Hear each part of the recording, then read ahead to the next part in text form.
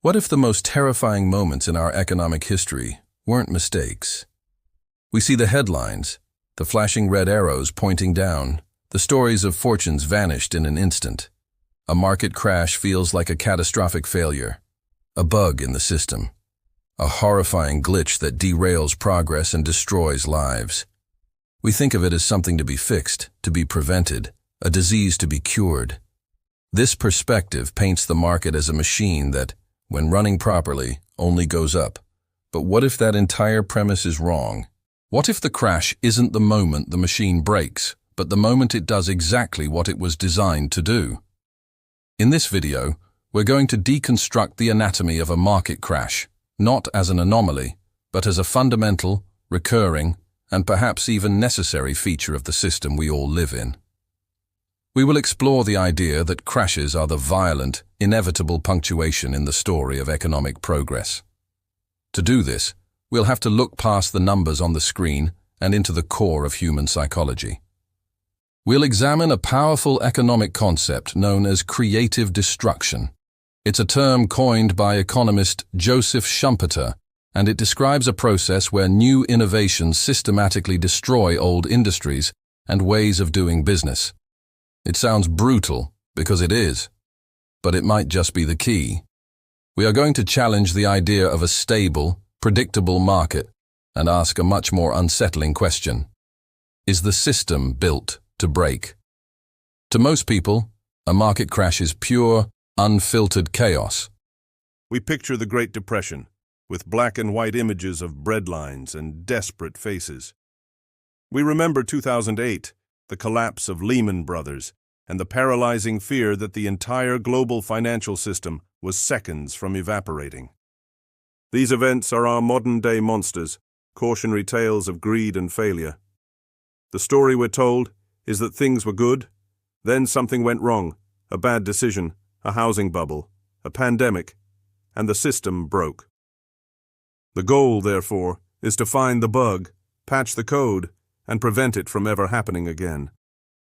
We create regulations, we empower central banks, we tell ourselves we've learned our lesson.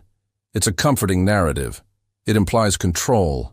But if these events are just accidents, aberrations from the norm, why do they keep happening with such eerily similar scripts?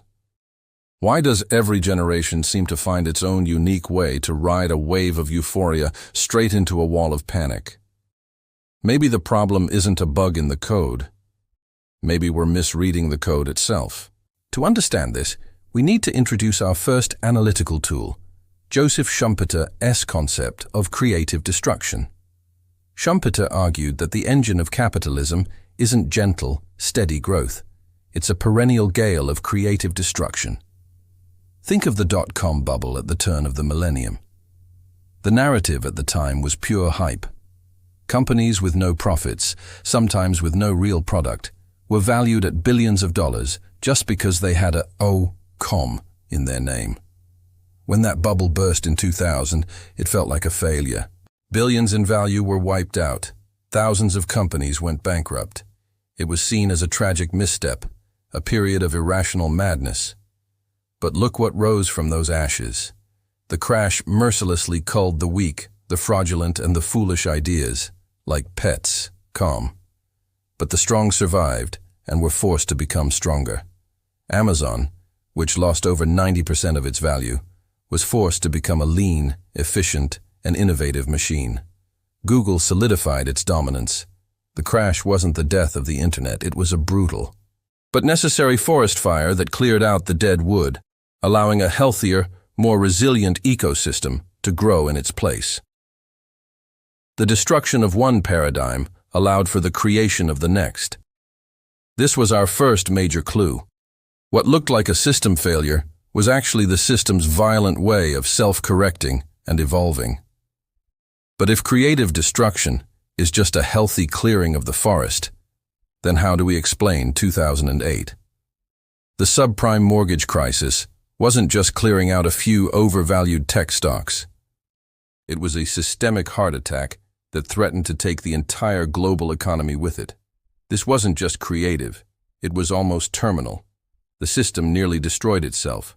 This is where our analysis has to go deeper.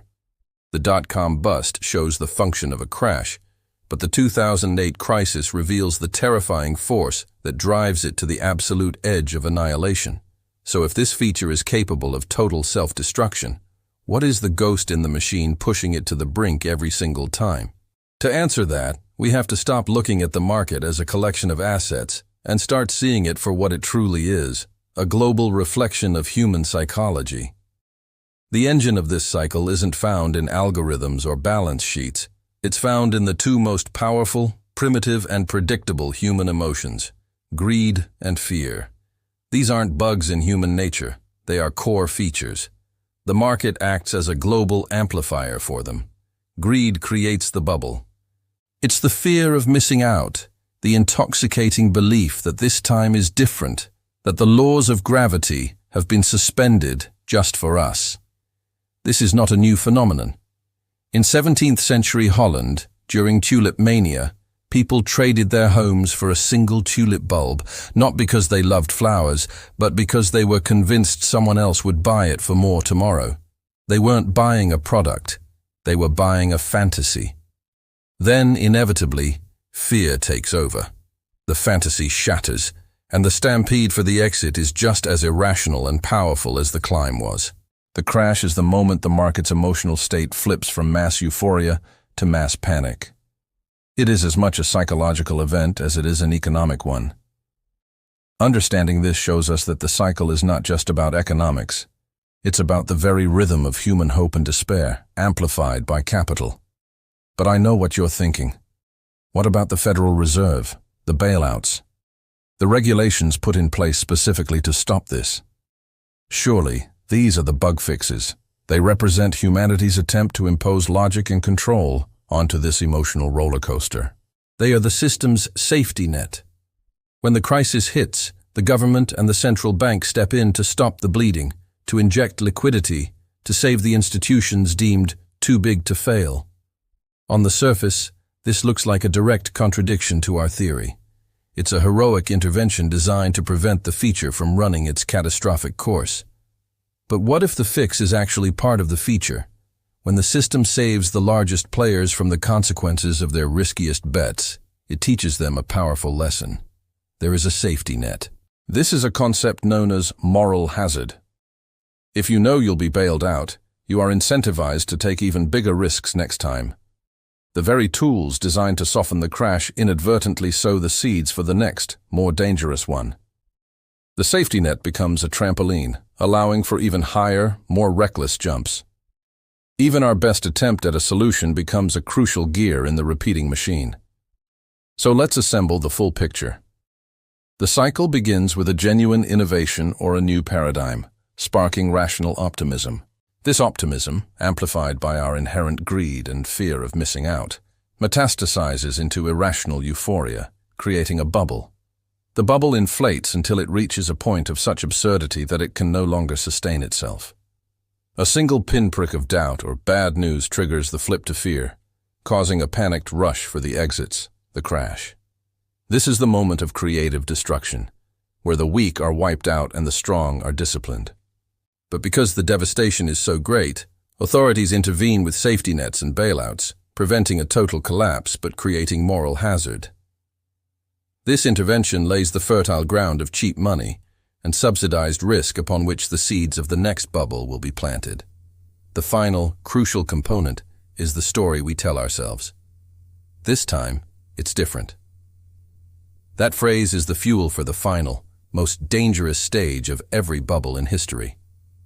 Now that we understand the machine and the psychology that moves it, we arrive at the ultimate question that only the final act can answer. If this cycle of boom and bust is truly an inescapable feature of our system, what does its final expression, the crash itself, truly mean for all of us living inside of it? The answer changes everything.